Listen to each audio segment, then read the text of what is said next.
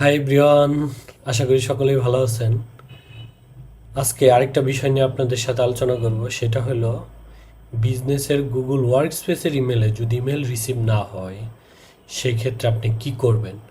তো সাধারণত Google ওয়ার্কস্পেসের business email এটা পেইড ইমেল, ডোমেনের আন্ডারে থাকে।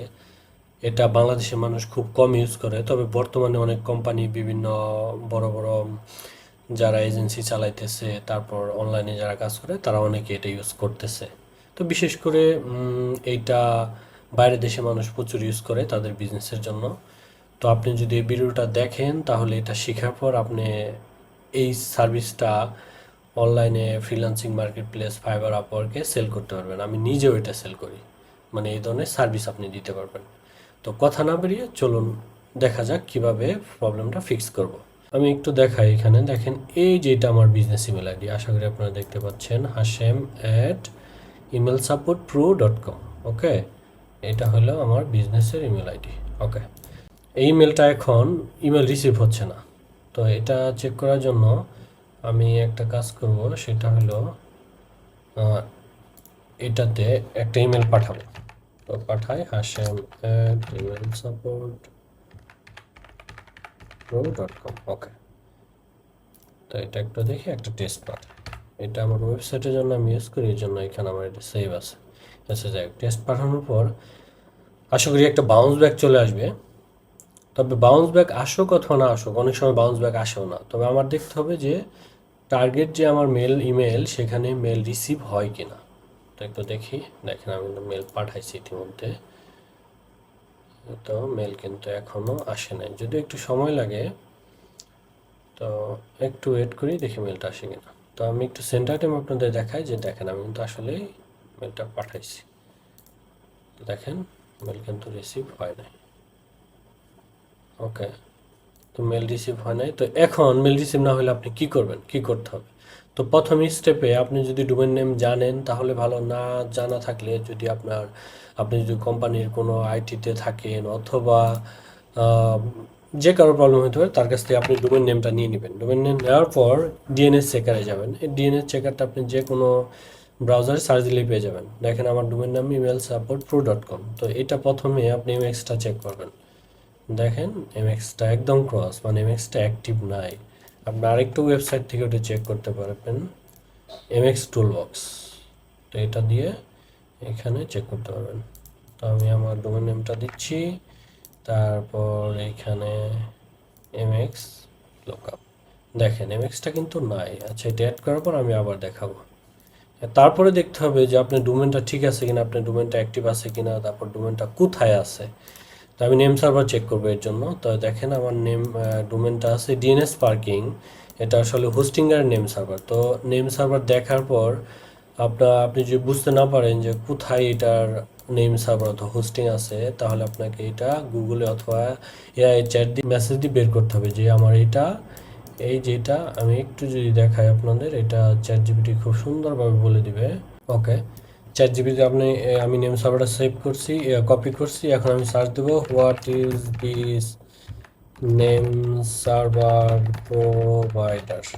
তো এটা দিলে সহজেই কিন্তু চ্যাট জিপিটি দিয়ে দিবে যে এটা হোস্টিংগারের নেম সার্ভার। ওকে, দেখেন সে বলছে এটা হোস্টিংগারে। তো নর্মালি এই ডোমেন প্রোভাইডার গুডআইডির হতে পারে, গুডআইডি থাকলে আপনি গুডআইডির নেম সার্ভার দেখতে পাবেন। নেম চিপের হইতে পারে, সাইট গ্রাউন্ডের হইতে পারে, বিভিন্ন প্রোভাইডারের হইতে পারে।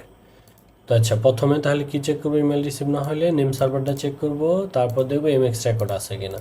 তো এমএক্স রেকর্ড নাই, তো এখন ইমেল রিসিভ হচ্ছে না। এখন প্রশ্ন হলো, তো আমার এই এমএক্স রেকর্ডটা সেট করতে হবে। এখন আমি কোন এমএক্স রেকর্ডটা সেট করব। তো এখন আপনার ক্লায়েন্টকে বলতে হবে, অথবা আপনি নিজেও যদি জেনে থাকেন যে এই ডোমেনের আন্ডারে আপনি কোন ইমেলটা ইউজ করেন, গুগলের ইমেল নাকি মাইক্রোসফটের ইমেল নাকি অন্য কোনো ওয়েবমেল সিপ্যানেল ইমেল। তো এক এক ইমেলের কিন্তু এমএক্স রেকর্ড এক এক রকম, সবগুলো কিন্তু সেম না। তো আমার এই ইমেলটা গুগলের ইমেল, তো আমি গুগলের এমএক্স রেকর্ডটা সেট আপ করবো। আপনারা যদি জানতে চান মাইক্রোসফটের এমএক্স রেকর্ড কি অথবা সিপ্যানেল এমএক্স রেকর্ড কি, এগুলো গুগলে সার্চ দিলেও জানতে পারবেন, অথবা আমি আরেকটা ভিডিওতে দেখানোর চেষ্টা করব। ওকে, তো আমার এটা কিন্তু গুগলের ইমেল, এই যে দেখেন, এই যে গুগলের ইমেল। তো এখন আমার গুগলের এমএক্স রেকর্ডটা কি, এটা আমার একটু জানতে হবে। তাহলে Google work space email MX record. এই ইমেলকে কিন্তু জি সুইটও বলা হয়, ঠিক আছে? তো কেউ বিভ্রান্ত হবে না, জি সুইট আর গুগল ওয়ার্কস্পেস কিন্তু সেম। দেখেন সে বলতেছে current recommended MX record smtp.google.com priority 1 এবং হোস্ট নেম দিতে হবে যেটা ডোমেন নেম ওইটা, আর লেগেসি মানে হলো আগেরটা, আপনার ওল্ড যে এমএক্স রেকর্ড এটা আগে ইউজ হইতো, এটা গুগল বাদ দিয়ে দিচ্ছে রিসেন্টলি। তবে আপনি যে কোনো একটা ডিএনএস এর এমএক্স রেকর্ড সেট আপ করলে ইমেল রিসিভ হওয়া শুরু করবে। তো যেহেতু এটা অনেক ইজি, তো এটাই সেট আপ করি আমরা এসএমটিপি। তো আমাকে এর জন্য যাইতে হবে হইলো হোস্টিঙ্গারে, যেহেতু আমার ডোমেন প্রোভাইডারে হোস্টিঙ্গার আমি ইতিমধ্যে লগ ইন করে রেখেছি। তারপর ডোমেনে যাবেন, ডোমেনে যাওয়ার পর এই যে দেখেন আমার এই যে ইমেল সাপোর্ট প্রো, এইটা হলো আমার ডোমেন। তো এখান থেকে ম্যানেজে যাবেন, ম্যানেজে যাওয়ার পর ডিএনএস নেম সার্ভার, এটা কিন্তু খুঁজে বের করতে হবে। যদি খুঁজে না পান একটু কষ্ট করে খুঁজে বের করবেন অথবা গুগলের হেল্প নেবেন, এটা আশা করি পারবেন আপনারা। দেখেন এই যেমন নেম সার্ভারটা আপনি দেখতে পারেন যে নেম সার্ভারটা মিল আছে কিনা। আমার এই নেম সার্ভার এবং আমি আগে যে দেখাইছি দেখেন সেটা কিন্তু মিল আছে, এই যে নেম সার্ভার। তার মানে ডোমেনটা ডিএনএসেই ডিএনএসটা ডোমেনের ডিএনএস হোস্টিংয়ারে অ্যাক্টিভ আছে।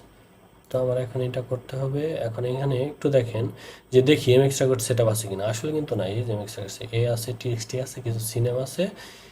তো এখন আমার এমএক্স রেকর্ড সেট আপ করতে হবে। তো টাইপে যাবেন, টাইপে এমএক্স রেকর্ড সিলেক্ট করবেন, এই যে এমএক্স রেকর্ড। তারপর নেম কিন্তু দেখেন নেম বলছে যে মানে মানে হলো ডোমেন নেম, এটা ই হয় সাধারণত। তো ই দিবেন, যদি কোনো প্রোভাইডারের ডোমেন নেম দিতে বলে তাহলে দিবেন। তো ম্যাক্সিমাম ডোমেন প্রোভাইডার রিকমেন্ডেড করে।